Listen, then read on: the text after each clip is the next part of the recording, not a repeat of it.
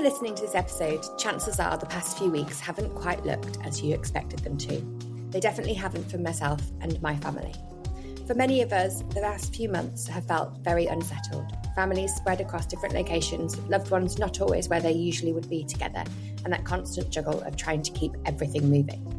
For me personally, it's been about balancing work and supporting my children through homeschooling, which was not expected, revision, more expected, and everything that comes with trying to maintain some sort of sense of normality when routines have been anything but.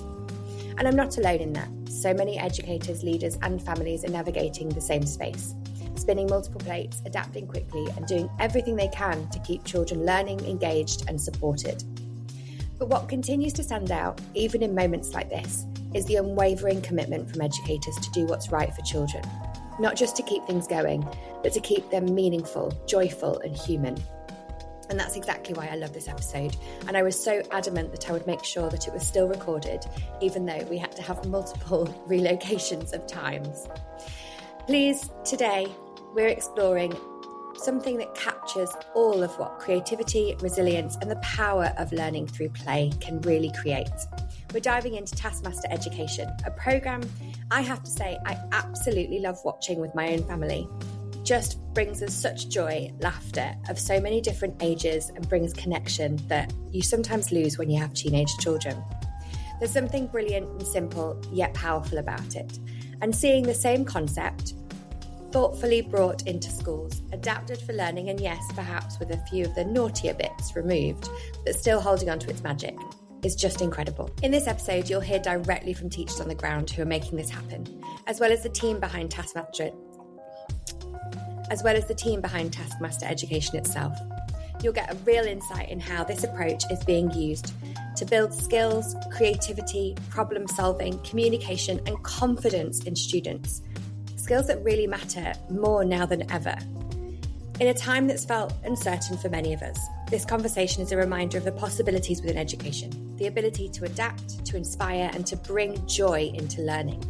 And even when everything around us feels a little unpredictable, this can be a certainty. So welcome to this incredibly exciting episode where we dive into the world of Taskmaster Education, exploring how creativity, innovation, and play can help students reconnect with their humanity and truly thrive in their learning journey.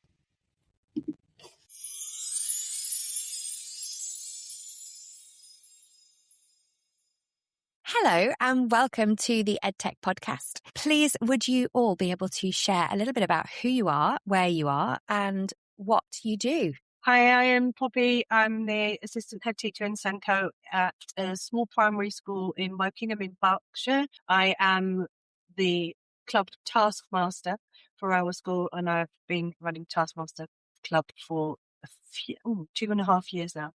I'm Nikki. I'm the head teacher at Willow Primary School in Wokingham, so I work alongside Poppy, and I am her Taskmaster Club #1 fan. Amazing. Always good to have a #1 fan. I'm Stephen. I teach photography and computing and digital media at a small special needs school in West Sussex. And we've been running Taskmaster Club for about 3 years now. It was a thing that I thought we're going to adapt that and make sure our special needs students can access it as well. We're an SLD school. And as well as all that, I'm also the IT technician for the school. Fabulous. So lots of skills there. That is wonderful.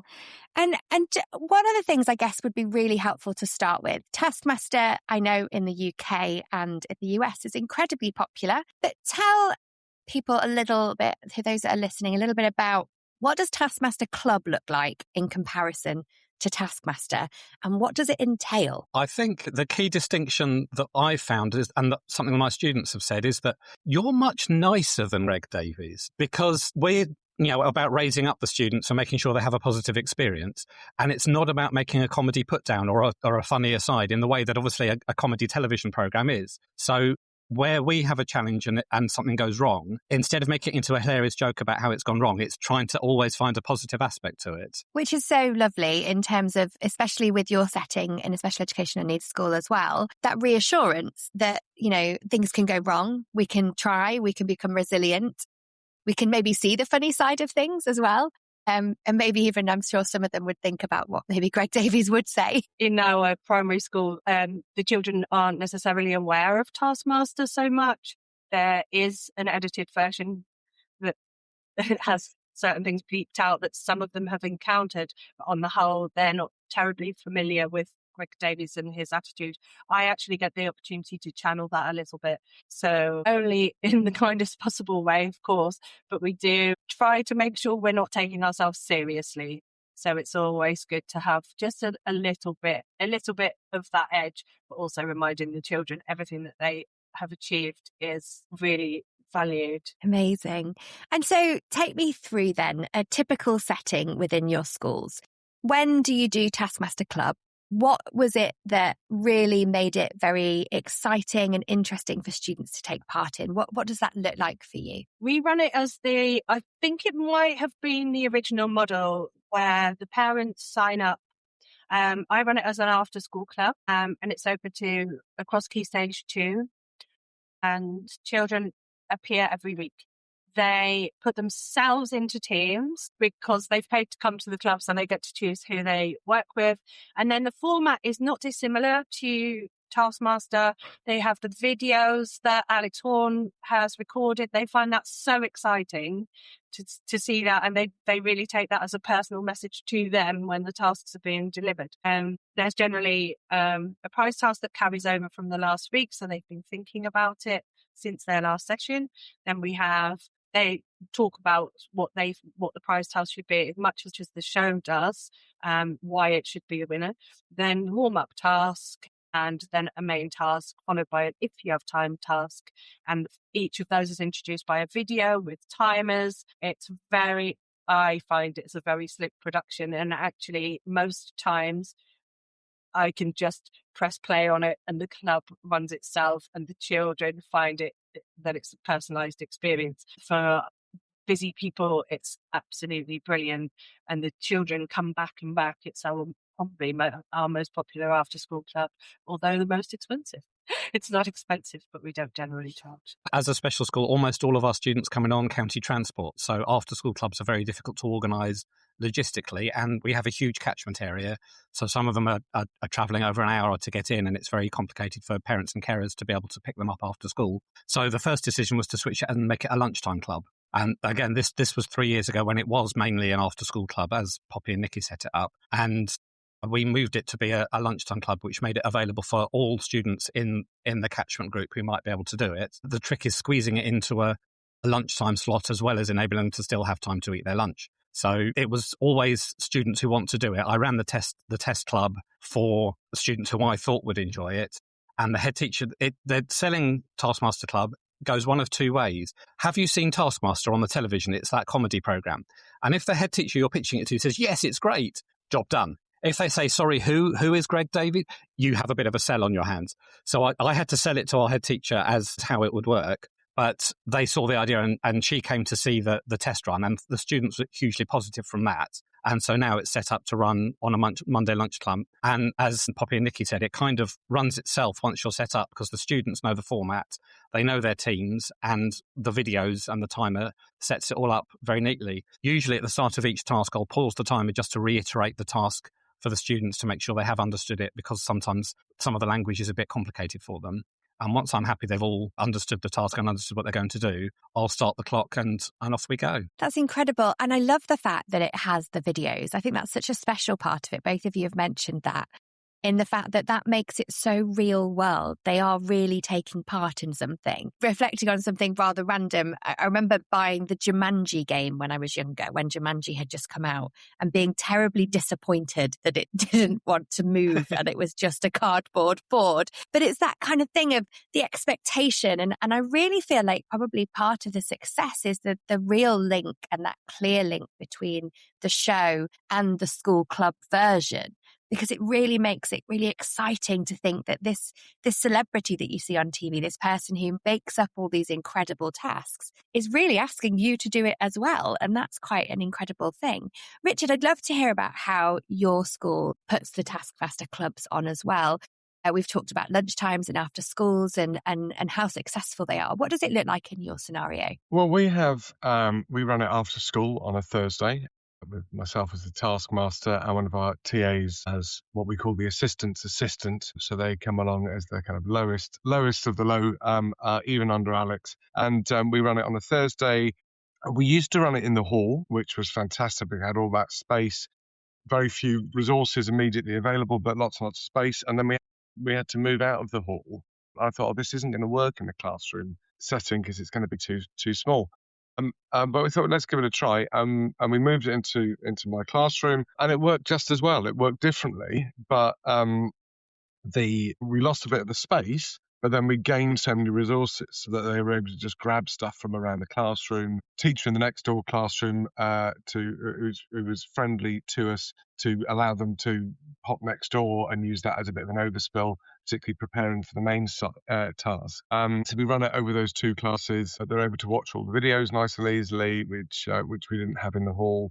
We're able to pop outside in the summer months for some of the bigger tasks. But it actually means that the tasks are so adaptable to whatever space you have. They work in the classroom, and then if you're able to go outside because it's nice, perfect. If you're able to get into another classroom, if you're able to get into the hall, it just works in whatever space you've got. It's perfect. And that's brilliant as well, because it means that so many schools set up in no matter what instance are going to be able to interact with that.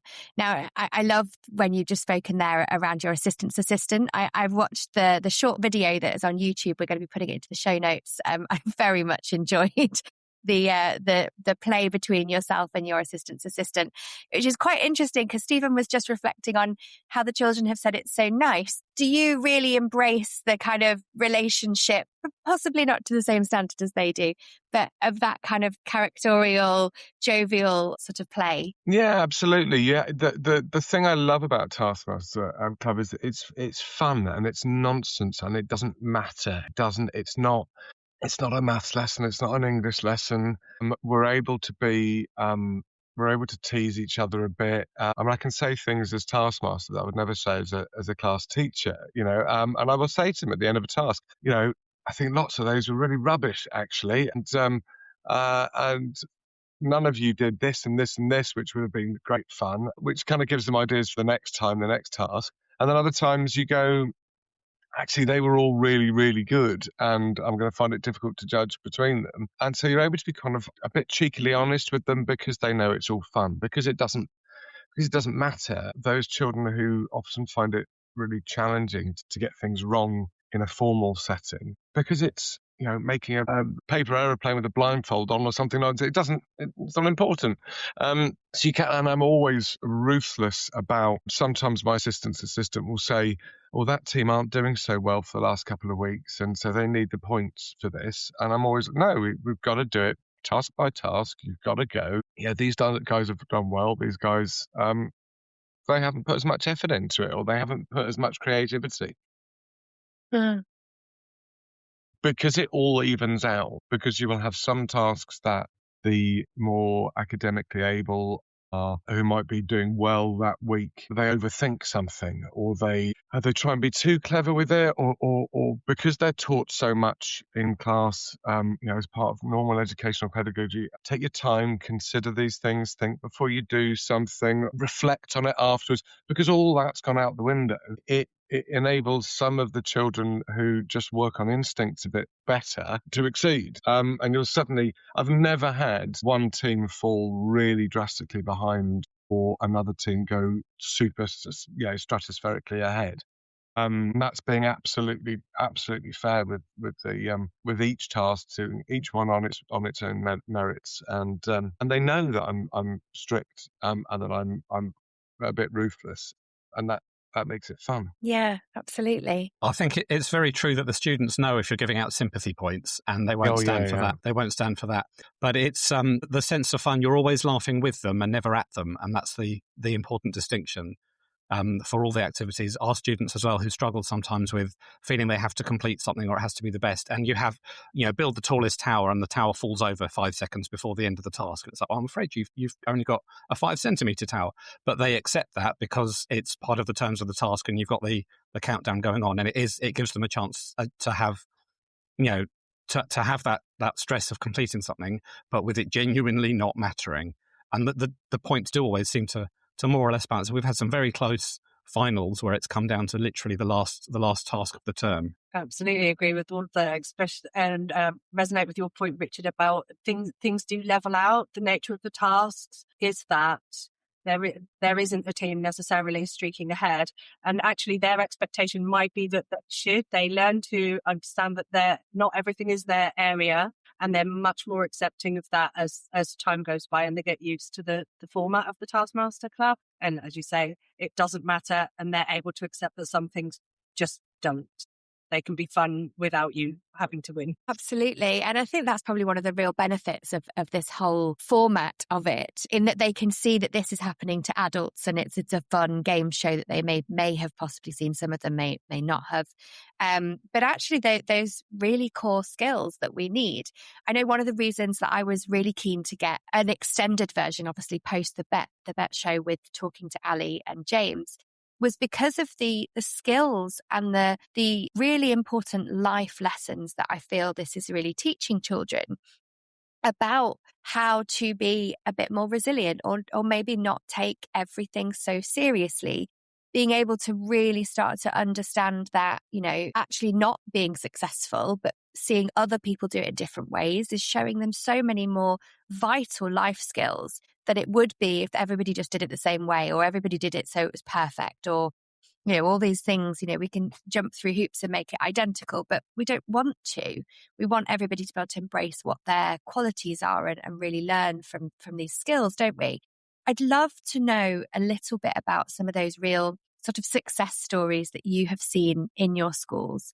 About what sorts of things have you seen come out of Taskmaster Club? Well, we found that the students themselves have really taken ownership of it, and it's become a big community thing, because we make a little video each week which we share with our parents and carers, and we share on our Facebook page and website. It's become a thing that even people who aren't involved in want to see, and they want to see how the students doing, and how they do with it.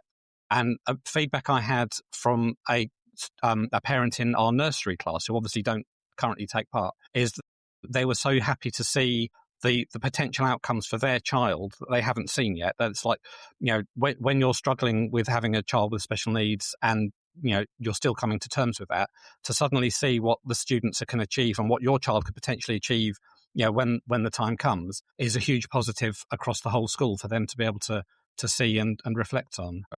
I can think of three children who have been part of the club over the last couple of years who have had real challenging in my class, so I knew them well.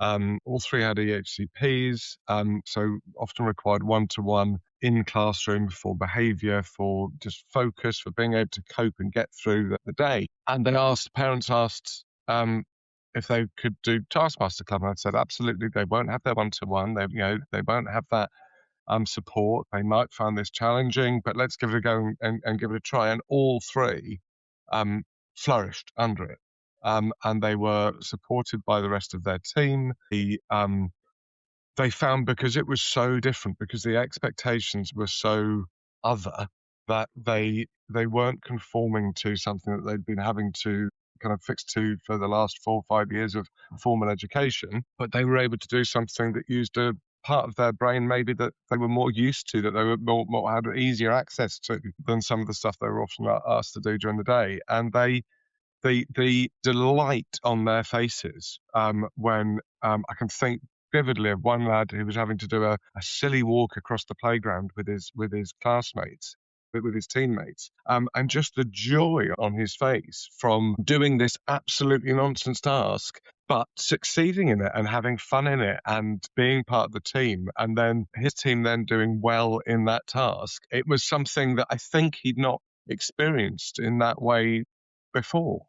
And that was just, as a teacher, was just incredible too. And then that fed back into class, because it was in the same classroom that he was having daily lessons, and that experience and that confidence and that joy was still there in class the next day in a different context. And I was able to then pull that into, how you felt yesterday. Well, if you kind of trust me doing this maths task, or if you trust me doing this reading task, then you can get that same experience from it. And it was, joyous for me. Clearly agree, Richard. As teachers, we strive to help children to experience success, and this club really does help with that, and as you say, can feed back into the classroom. Currently have 2 students, again EHCPs generally need one-to-one. This is the only club that they attend without additional support. Anything outside, if they go to other extracurricular things or they go to clubs and swimming and so on, then they're actually not able to manage that without support. But Taskmaster, they absolutely can. And the delight when a task comes that's so different from anything they've encountered before, but definitely is their field of interest, where they can lead the team, because there aren't leaders per se. Certainly in our teams, it depends on the task, it depends on the strengths of the team, and to see them experience that success that we can sometimes struggle to achieve in the classroom because there is a formula we have to follow after all, then to see that feedback, they know that there are things that they can do, can lead, and can do super well at, then that it does build trust. And it just sounds like they're being offered so many more opportunities, and I can totally resonate, having been in classroom teaching myself, that need to trust the adults around you. And oftentimes lots of children don't have a lot of trust in adults around them, and that's quite sad, but is reality, right? And so being able to allow them this opportunity to really embrace so many different areas and elements of their lives is something really vital, that actually it feels sad that it's not just part of a curriculum anyway. It's interesting you mentioned that. I'm just looking at our model, and you asked how it runs. Currently it's an after school club, but I'm looking at our year 6s getting ready to transition into year 7. And I have a powerful feeling that this really should be part of their offering. They need to get their SATs out of the way, of course, but once they've done that, I think this is going to be very powerful for them, for their confidence as they move forward into their next stage of education. Certainly found that running it as an in-school club at lunchtime does mean it's accessible for everyone who might benefit from it, rather than just if they've signed up or if they're able to attend after school. A couple of students have been able to go, come and give it a try, and if you don't like it, then, fair play. And they've come along, and obviously they're still members now. They've really got stuck in, but that's only possible because it's happening during the school day, and we can just go on, we'll trade you one lunchtime. It's worth a try. And then they get that chance to experience it and really get the benefits without having to have that commitment to buying into a whole term's worth of after school and the various responsibilities that go with that. Yeah, absolutely.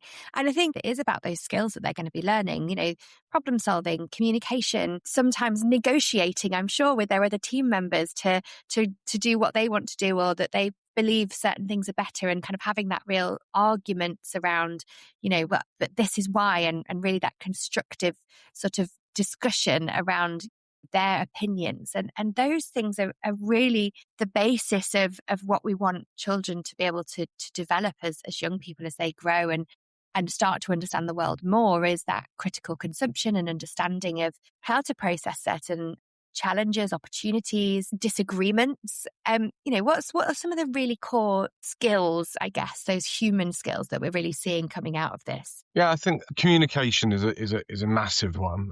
And what I love is that you've got the 2 elements of communication, which is the immediate short term. It's the warm up task. We've got 2 minutes to do this. We can't bicker. We can't be arguing about it. We have to pick an idea and run with it. But then the flip side of that is you get the prize task. So they get a week for this, and you can tell the ones that have arrived on the day and suddenly gone, oh, we haven't done Taskmaster tonight, we haven't done the task, let's throw something together. Or where they have, each of the 5 members of the team have brought something and then decided on the day which one they're going to submit, which can work, but invariably they then get quite precious about their thing. And when it really works, and what I really encourage is, I like it when we have 5 minutes at the end of the session before they get picked up to discuss the prize task. You need to start thinking about the prize task at the beginning of the week, talk to each other at school, get that conversation going. I know that several parents have WhatsApp groups between the parents of the children in that club to discuss the prize task for that week. But I always know when the parents have been too heavily involved and mark those down. So, but when they have that 2 levels of when it needs that time and that communication and meeting at lunchtimes and discussing, and when it's got to be, okay, you're leading this, and okay, I'm going to let you go with it and I'm going to support you, whether whether or not I think it's the right idea, I'm gonna go with it because it's the right for this moment, and we haven't got time to discuss it. You've got to get behind it, and that's a really, really tough life lesson. I know a lot of adults that are rubbish at that being able to go, this might not be the best idea, but it's the one we've got, and we have to get on board with it. And that being able to step back. We get lots and lots of leaders who will step back within a group and let someone else lead, and know when to be a team player, when to be a leader. That level of communication and teamwork has been one of the biggest things I've seen come out. The prize task is definitely an interesting one because it brings so much parental and home carer engagement, because you can see, again, who has gone home and thought about it. And as Richard said, I'll mark down if it's, well, your parents have obviously done this for you, but we don't get a lot of that. And those who bring it in, they'll present it. We only have 8 students in the whole group, so it's 2 teams of 4. So they will each get a chance to give their presentation about their prize task. And we've had them independently make videos at home, which they'll send in. And I'll get an email from some students in the morning going, oh, here's my prize task attachment. And it's great to see that level of commitment. And again, you can see where it's like you've typed the question into Google and copied and pasted the answer. But it's very rare to get that. They'll always buy into it, or they'll bring something from home which is relevant to them. And it's lovely to see the level of engagement. I had a student where the parent didn't very often have homeschool contact, but they'd gone home and said, I really, really need to get this video done so that it can go in. And it was a connection that we otherwise wouldn't have had. And it really does bring that extra buy-in from all of them to really want to compete. And one of the students who's at the lower end of the communication skills for our group, he's been in the group long enough now for me to have seen the development. And you can see for the first time his prize task answer wasn't, I'm going to repeat what my best friend has said because I'm not quite sure what I should be doing. And instead it was, this is my response, it's independent to me, and here is my eloquent explanation of it. And that was immediate top points, because how can you not argue with progression like that? And it was fantastic to see that step towards doing their own work and being able to explain it for themselves. This, the prize task part is interesting. It's initially viewed by some of the children who come as extra homework, but it allows us to draw a distinction between something that is homework that you're obliged to do with preparedness. It's about being ready for something, and as a real world skill going forwards, obviously that's incredibly important. The engagement of the family, and thought with some of them there has been a discussion, maybe even a heated debate around a dinner table or something like that, is also really important. So the communication goes not just within Taskmaster Club itself, but beyond. And a lot of our parents are very enthused by prize tasks, and some of them can be, there is parental contribution.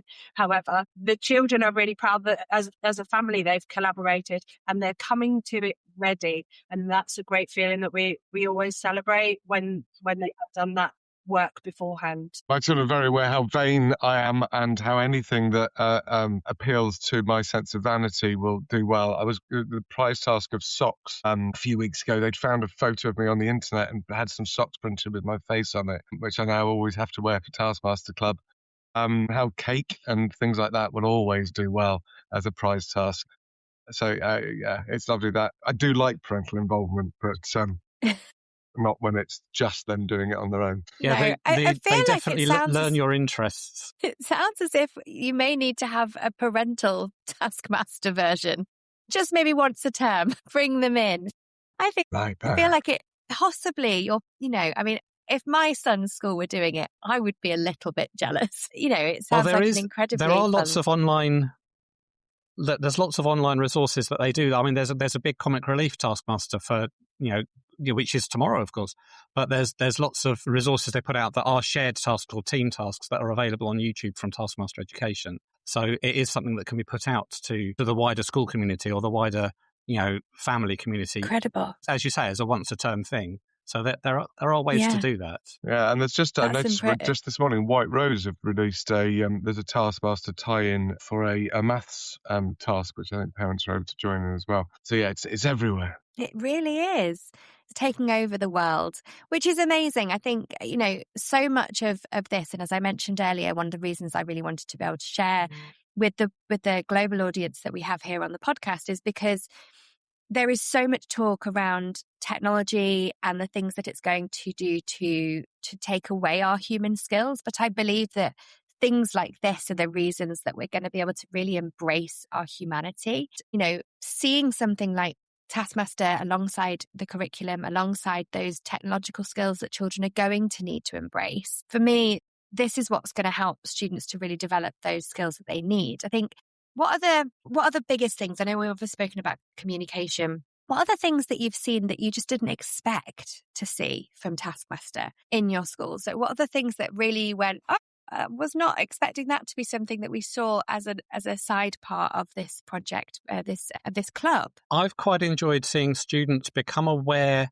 that they're going to do something silly, that people are going to see them do something silly, and that they're going to do it anyway. That sense of sort of knowing what's going on, and you can hear them sort of having a conversation about it in their teams. When if we do that, but it'll be on Newsround if we do, but it'll get the most points, and they work it out to themselves. You know, actually, it's worth just having doing the fun and having it, and that it's worth embracing that, and that sense of embracing the fun is a fantastic life skill. I love that. Yeah, and enjoying the failure. You mentioned about, you know, a tower falling down at the last minute. It's that when something goes wrong, they set up a complex system around the classroom to get a ball into a hole, whatever, and it goes wrong, and they laugh about that failure. That's that's been lovely to experience, just that, being able to laugh at themselves and not take themselves too seriously. I love the problem-solving element of it. I think that has been bigger than I expected. The way that the children are bringing forward their experiences. If their tower fell down last week, you can be absolutely sure they're going to make a more solid structure the next week. Their ways of problem-solving you can see across the weeks developing, and that's got to be a fabulous life skill to be taking forward. We can't possibly hope to teach our preschool children everything they need to know about tech and the kind of jobs that they're going to go into. It can't be done. We don't know what it is yet, but we can give them these incredible skills of problem solving, communication, that they can take forward into whatever their adult world is going to look like. Yeah, I don't think I've ever absolutely. seen a task where it would have been better if they just put it into ChatGPT, because it's they're all tasks that are about knowing me and what I'm looking for, about knowing their teammates and what their teammates are capable of, and about doing stuff kind of absolutely in a minute. It's pretty technology proof as well. I would also say the other skill that I was surprised about was the persuasive language, because at the end of each task, I will sometimes give them some time to explain why theirs is best. Obviously, with the prize task, they do that, but then sometimes they will say to me at the end of a task, well, hold on, that team did X, and the task said you had to do Y. And so I don't think that team's, and I'm really careful with them about how they phrase. It's not just about saying that other teams were rubbish or not as good as theirs, but it's about saying why, if you read the text of the task, why that team didn't fulfill it, or why they fulfilled it better, or why there's a caveat that doesn't work, or a loophole that they were able to exploit.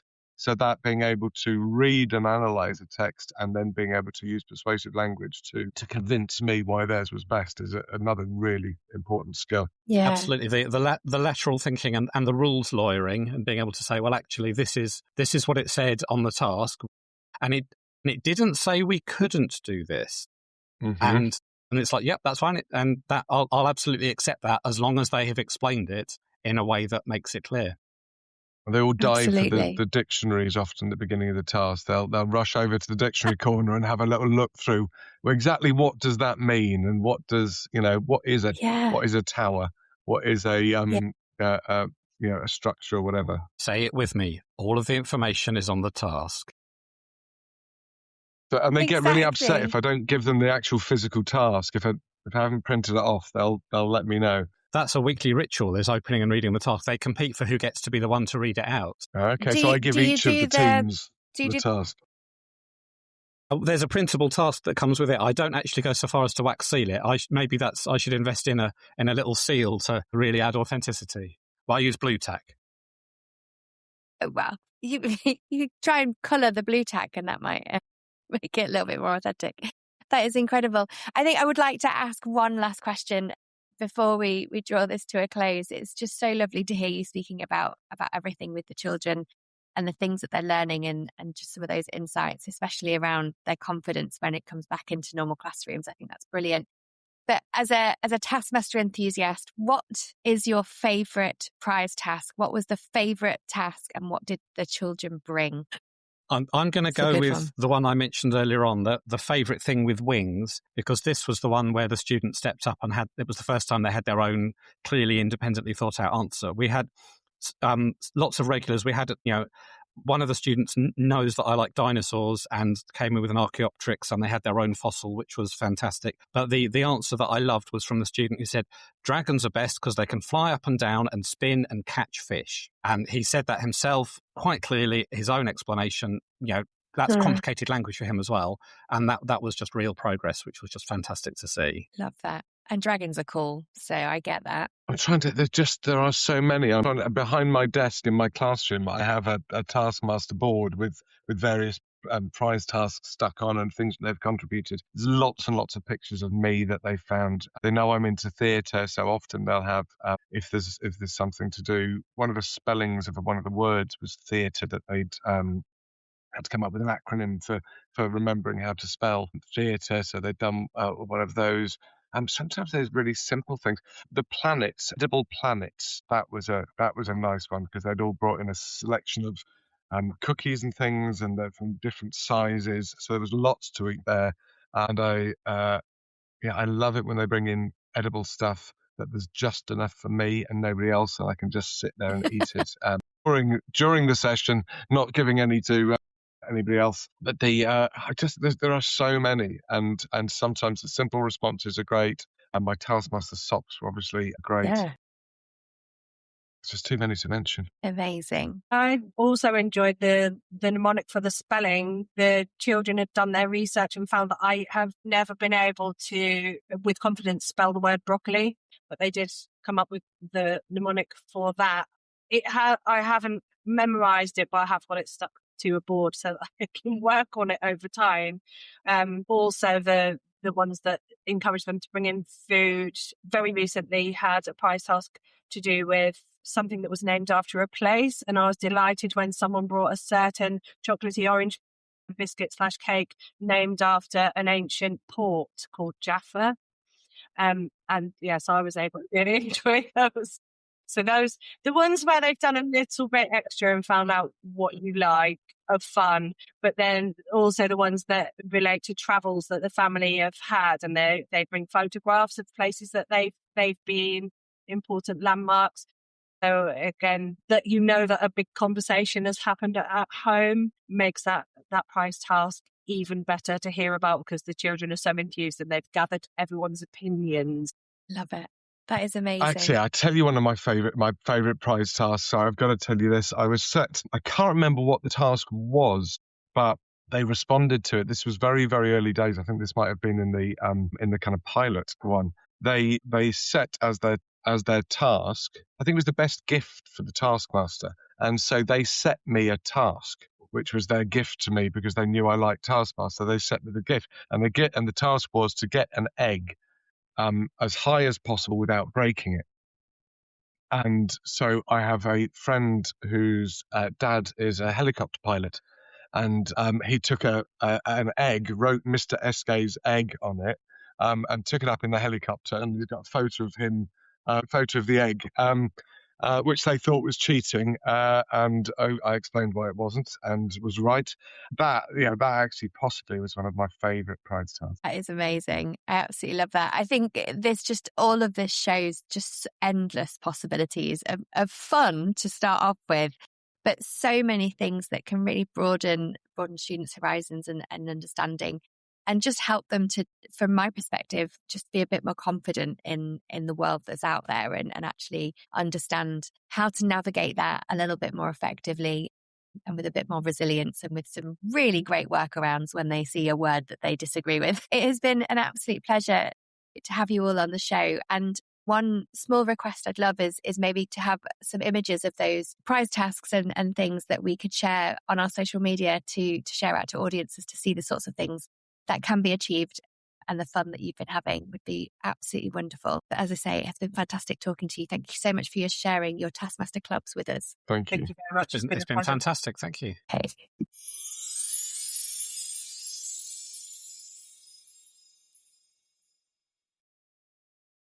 Hello and welcome to the EdTech podcast. We have the fabulous Ali and James from Taskmaster Education. Please, both of you, would you be able to introduce yourselves to our international audience? Tell them a little bit about who you are and a little bit more about what you do. Sure. So hi, I'm Ali Struthers and I co-run Taskmaster Education with James.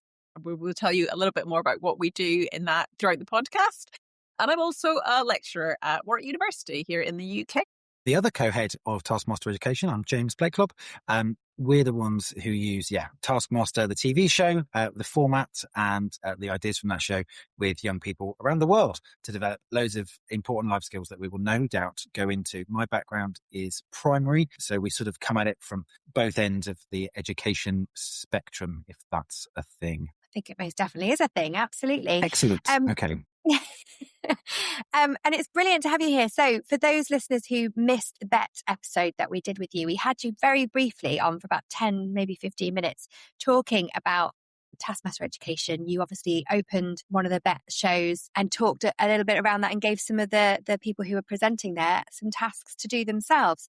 But what is fantastic is that there is this whole plethora of education activities based upon the TV show that have been developed by yourselves and by others to support education clubs. Isn't that right? Yeah, that's right. So our main resource is Taskmaster Club, which began life as a primary school after school club in the UK, but it's grown in many different directions. But the format essentially is that Alex Horn, the show's host, sets tasks for young people from the Taskmaster house. The teacher becomes the taskmaster and judges the attempts of the pupils who work in teams. That's the big difference for us. They're all team tasks. They work in teams to attempt these weird and wonderful tasks and get points over the sessions. Yeah, it started as an after-school club. Now it's used as an intervention, as curriculum enrichment, in loads of different settings, primary, secondary, post-16, SEND. Yeah, it's taking routes all over the place. And that's one of the reasons really why I was so hooked into wanting to have you guys back on the show. I think it's so incredible to hear about some really engaging activities that are being given and shared with educators that are really enthusing them across a range of different things that you mentioned there, like, SEN. And later in the show, we'll hear from educators in schools who are delivering these clubs every week to students and delivering these tasks. There are some really amazing different little pockets of inspiration and innovation that are coming through those clubs, which is really brilliant. And the reason that I find that is because there are so many conversations at the moment and so many documents and white papers coming out about how technology is doing so much damage and we're not being able to be human enough. And then there's a lot of work, especially from UNESCO and UNICEF, around digital education and humanization with the world that we now live in, having that balance. And I really feel like some of the work that's being done, especially within Taskmaster clubs, is allowing children to realize what it means to be human and make mistakes and enjoy, that camaraderie and activity. Absolutely. I mean, what we are hopefully doing through the clubs as well is just encouraging children to interpret things in different ways, think outside the box, engage in lateral thinking, things that AI and computers can't necessarily do yet. They always give a very literal response or interpretation to the prompts that are asked of them. And actually with Taskmaster Club, children are getting together in teams. So they've got a wonderful collaboration, communication. They're working together to problem solve, which is just not something that you can get through anything that's AI generated. It's that human connection in let's get together, let's come up with the most creative or the most unique or the weirdest response to this particular task. Because sometimes the more crazy the idea, the higher the reward in points because you're thinking so differently to your peers. So I think it does really encourage that human connection with the kids in teams because they have to engage that part of their brain that computers just can't. and don't have, that they don't have the ability to think in that kind of critical, innovative, lateral way. So we really do see the best of thinking and the best of thought in Taskmaster Club. Absolutely. With AI in education at the moment, where it seems to be that there is real value in speeding up progress in particular subject areas for children, bespoke learning, or imparting knowledge more quickly and assessing where gaps are. But actually, that's great. If it is speeding up time for that, let's use that extra time for growing the whole individual. And that's hopefully what we're doing a bit of in improving and developing these interpersonal skills and these working collaboratively, communicating with each other, the sort of things that when our young people get into the employment market in a few years' time, those are the things that are going to be of real value. Being able to read a room, being able to talk to each other, being able to being able to communicate clearly, get the best out of those around you. Resilience, that's another key one for us as well. Really important skills that, AI has definitely got a place in the future of education, and it really does accelerate a lot of learning. But let's use that freed up time from the accelerated learning to really grow the whole individual. Yeah. And I think those are the key things, isn't it? Is resilience, I think, is one of the biggest things. Tell us a little bit about how Taskmaster Club's tasks help to build things like resilience in children. Well, failing is a big part of it, I think. Being able to have a go, to get things wrong, to things not go quite as you planned, but doing that in a safe place. What was the term you used for it earlier, Ali? Yeah, supportively competitive is the term that I always use for using Taskmaster in this way, because although it is competitive, but actually I think we've kind of moved to a place with young children now where we think they don't like any competition and everybody has to be a winner and everybody needs to get a certificate. But actually, and I've got kids of my own who feel like this, if everybody gets a certificate and wins, it's meaningless, right? So actually, if you can have something, an initiative where children are able to win, but it's not cutthroat, it's very supportive and all ideas are encouraged and appreciated and praised. But there is a winner. This one is the funniest or the most creative, or they objectively built the highest tower or rolled something down a slope and it went the fastest. Those are the winners, but everybody else is also, they've taken part and they've brought their own ideas to the table. And, it is competitive, but it's not cutthroat, it's supportive. It encourages all children to give something a go and to have unique approaches to the tasks that they're being set. And that's really where the value is, I think. Yeah, and there is a winner, but we then quickly move on to the next task, and they might well appeal to different skill sets with different approaches. So it's never going to be from one task to the next, from one session to the next. It's never going to be the same young people that thrive and do well.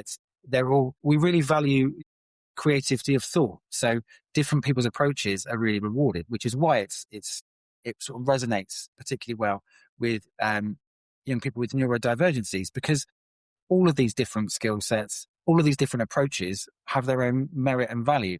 So everyone gets a chance to succeed in their own way and at different times. There's no right answer, is there? That's the wonderful thing about Taskmaster Club.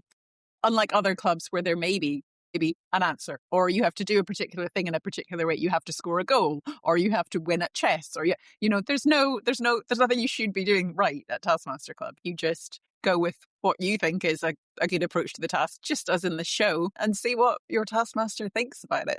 And really, that is such a reflection on real life, isn't it? Is because actually, if you have an idea and you can articulate it in a certain way and to the right people at the right time, you can be successful. And that doesn't necessarily have any demeaning on a previous thing you've done or things that you'll do in the future. It really is about how you justify and how you have thought about that. And actually, that might not be the way that anyone else has thought about it. As commonly we're aware that we see different things through different eyes, and that's totally normal. We'll all see different perspectives. So I think it's lovely that we have this kind of mix of their groups. So obviously it's not just one individual against each other, which I guess probably also helps with the teamwork and the kind of narrative of it is it's not solo. You're not on your own bearing all and feeling embarrassed. You're actually part of a team, which I assume would also help support that.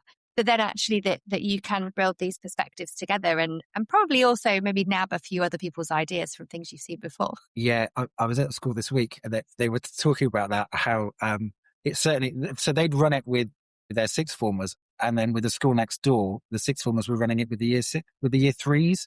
So there's a real difference, but they'd done the same tasks. And one of the differences they mentioned was that the older pupils, the sixth formers, the post-16 students, were much more focused on their own idea, and they'd had an idea and they were going to see that through, whereas the year threes were much more likely to look around the room and think they've had a go at that. So it's interesting that different approaches at different age groups as well. Yeah, absolutely. And that's really lovely as well, actually, that the idea of it is ageless, isn't it?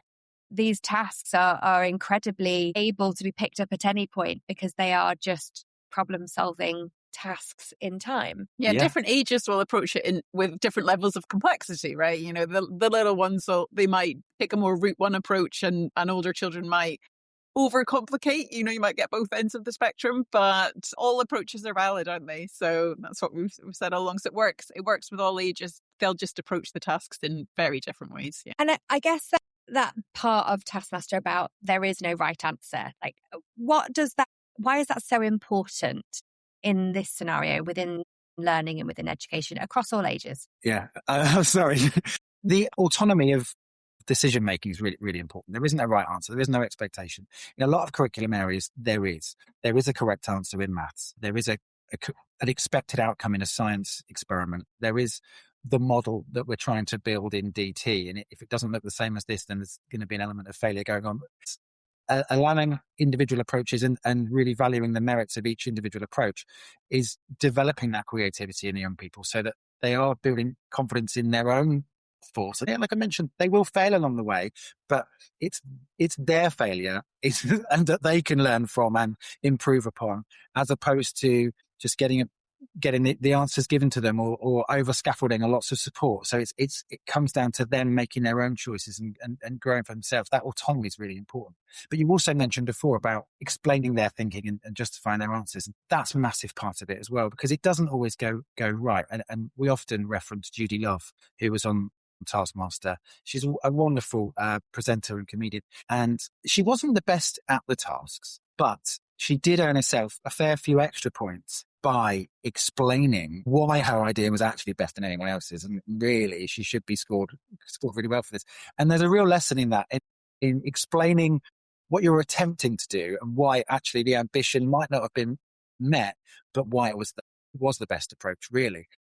Developing those oracy skills that will be so rich and valuable as you progress through the school system, but beyond into your careers beyond. And I think as well, children are far more able to laugh at themselves than I think they're often given credit for. And it helped when we show clips from the show that are kind of heavily edited to be equivalent to a U certification. But Greg is very present in those clips, making fun of people in a playful way, in a way that, he's being a bit grumpy and he's being a bit judgmental, but you know that there's actually, it's not intended to be anything that's derogatory or really unkind. It's playful. And I think children actually appreciate a bit of playful honesty when it comes to this kind of scoring. You know, they don't want adults who are just saying to them what they want to hear.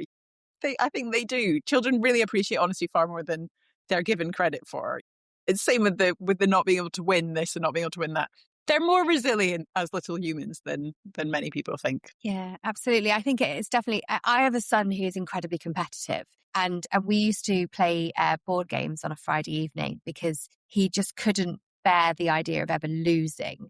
And it's things like this that I know are imperative to his understanding of that that's not how this works, and it isn't always going to be that you can be the best. And there are so many layers in children's learning, but actually for him to have realized as a child, as he was growing up, he's now 15 and still pretty much the same way, but at least he doesn't cry when he loses at Snakes and Ladders. It actually allows them to build that resilience again. We've got another word we keep using, to understand that it doesn't mean they're going to be terrible at everything or that they're going to be terrible at it forever. They're actually it's just part of something they're learning. And we mentioned as well, failure, that permission. This sort of feels very like there's a lot of permission to do it wrong. Yeah, I think a huge amount of this is about the environment that's created as well. Some educators might look at this and it sounds terribly chaotic, and saying no to children or letting them fail might seem a bit not necessarily aligned with everyone's approach. It works best when the environment's right, when the children feel safe with the adult. The adult isn't just saying, 1 point for no reason. There's some justification behind the scoring system, and there are merits and there are areas for improvement. These young people are much more likely to be able to take feedback and learn from it and self-assess than if they're never told that, So it really is the environment that's created in the space, in that classroom, that is going to lead to the success or otherwise. And I think most children are perfectly capable of looking at something else and going, yeah, that is better than what I did. Definitely. And actually seeing it as well. And you say that justification. A lot of times there's lots of research out there as well, like with all sorts of different things, especially a lot of work I do in digital technology, but is around but I want to know why. And children just want to know why. And they are happy to go, okay, yeah, I'm not amazing at that. I gave it my best, but I can see that person's idea is better. But I also understand why mine wasn't better because you've told me, you've explained to me. So I feel like there's that level of oracy, that almost back and forth, modeling really great feedback to students, but also asking them to use justification. And oracy is such a phenomenal foundation for all sorts of learning and future skills. Yeah, absolutely. The clubs very much are about, that, as James has mentioned, really justifying your particular position and arguing for that. And it's something that I think isn't necessarily always encouraged within a classroom. It does tend to be, we're going to do this exercise. Actually, children aren't necessarily encouraged to have an opinion or to disagree with the person at the front of the room or to disagree with their peers or to disagree with the textbook.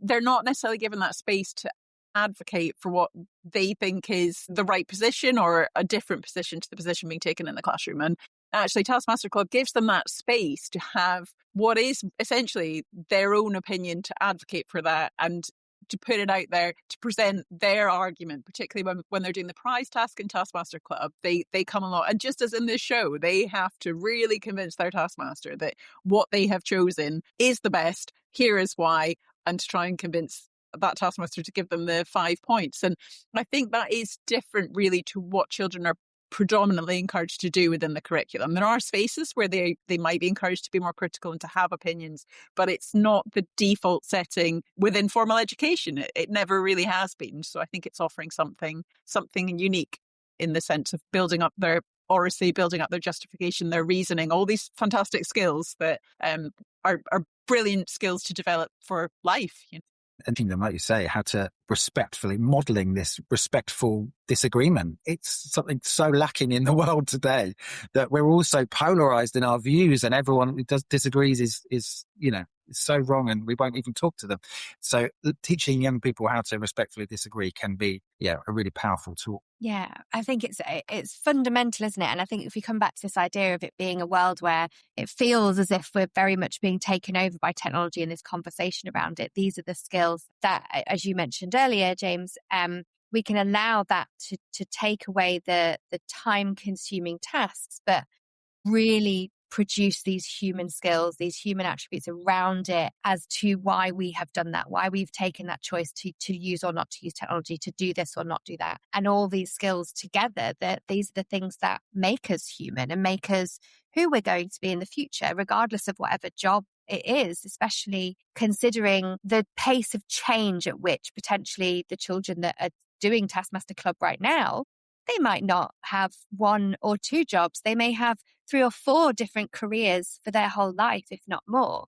We just don't know. Absolutely. And it's about, the way technology evolves, we're never going to be able to teach them today what they're going to need in 10 years' time. It's a farce, isn't it? But we can teach them how to have hopefully more fulfilling, rounded lives. And yes, technology does allow us, it should free up time for us to interact with other humans, to live our lives, to find our passions and our joys. And hopefully Taskmaster Club is a small part of that, where they are, yes, they're going to excel at the areas that they've always been good at, but also they're going to be exposed to different areas and using that and applying their maths understanding or their music knowledge or whatever cultural understandings they have in completely different ways than they've been asked to before. So that allows them to develop these new interests and hobbies as well. So hopefully they're getting a more rounded, fulfilled life out of it. Yeah, definitely. I'd love to know if you could take one thing from Taskmaster Club that should go into everyday teaching. What would you suggest? For me, it would be carving out time to be creative, to be innovative, to play, to encourage children to learn through play and develop all those wonderful skills that really do emphasize that any contribution that they make is valuable and should be listened to. I think it's just that, like, the space to be themselves and to bring their wonderful ideas to the table, because they really do have so many of them. Yeah, and very closely linked to that, perhaps unsurprisingly, but it's not having fixed outcomes where possible.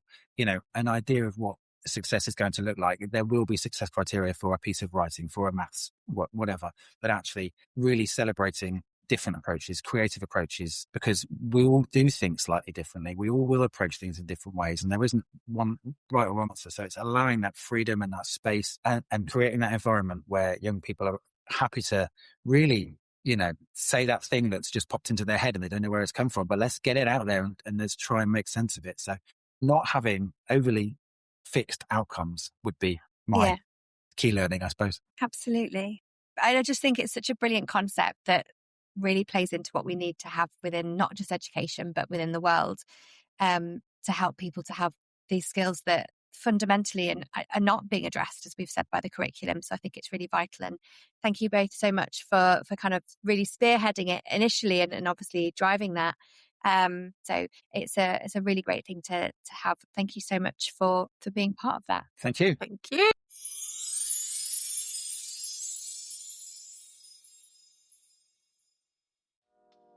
Thank you so much for joining us on this joyful and genuinely inspiring exploration of Taskmaster Education.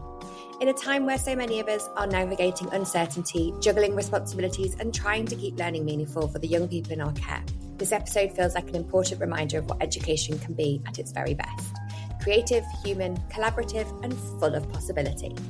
What we've heard today isn't just about a programme, it's about a mindset, one that prioritises curiosity over compliance, creativity over constraint, and gives students the space to think, to fail, and to laugh, to try again. And perhaps most importantly, it's about educators who continue, no matter the context, to design experiences that truly put children at the centre. What I hope this episode has sparked in something for you, whether that's simply a small idea to try in your classroom, a conversation with your team, or simply the reassurance that there is still space for joy and innovation in education, even in challenging times. Because education isn't just about outcomes, it's about resilience, nurturing collaboration, and developing those lifelong skills for the love of learning. And sometimes that starts with something as simple and as powerful as play. If you've enjoyed the episode, please don't forget to follow or subscribe wherever you get your podcasts. It really does help us grow and continue to share these stories from across the world. You can also connect with us, share your thoughts, and continue the conversation online. Until next time, keep embracing the joy of learning and keep creating a space for curiosity. Keep doing what's right for students. This is the EdTech Podcast, and I've been Philippa Wraithmell. I'll see you soon.